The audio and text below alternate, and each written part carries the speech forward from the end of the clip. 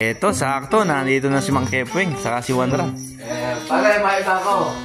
Bakit ba lagi ka hinaharap ng mga nagpapahilot sa'yo hindi ka ata matagpuan? Saan ka ba naglalagi? Pare, alam mo naman ang galawan natin ngayon. Medyo marami tayong nagpapaschedule na nakikilahilot din. Tawasin. Ayan, nasa tawas na tayo.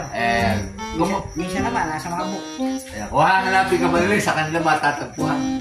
Madala ka makita Marami na humahanap PM lang pa.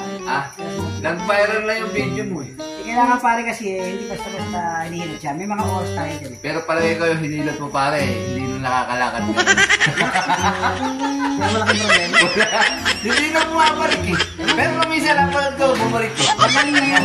Hinahanap ko Sumipag na yun Iba ako pare, si pare na aksidente. Ano ba maipapayo mo? May tama sa sakyan Kaya bang hilutin ng ano yan? Oo, ang alam ko lang pare dyan, kaya kong marinig dyan, yung mga tumutulo ang kasina, pali ang laki. Yan. Yan ang kaya natin. Parang mahirap naman baliin Pero tuloy, talagang may kaya niya, yung mga professional. Yan. Yan lang niya, ito rin dahil sa mga professional. Yan, hindi kaya hilutin.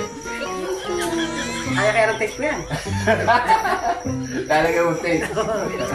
Pagka bumalik pare, i-PPM ko na lang kay pare kung saan... PPM lang, mga... Kung sino yung gusto magpahilot kay Mang Kepwing. Ay, mga kumahanap. Yan, may iba pa yung sa mga umahanap sa atin.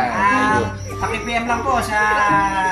Bisa kay Boss Che, kay Wargan, at saka sa personal message. Yan. Ganda tayo. Kung mabigyan natin sa mga schedule yan. Sa lahat ng gustong Pahilot. Pailot, mga naikigang ugat, Yan. mga natapilok, mga nakasama ng higa. Yan, pasok tayo dyan. Basta huwag kakalimutan yung bulaklak na ano. Tanglan. Tanglan. Isa sa mga ano yun, sa mga medisina. Good. Thank you po sa follow. Yan, please like and share.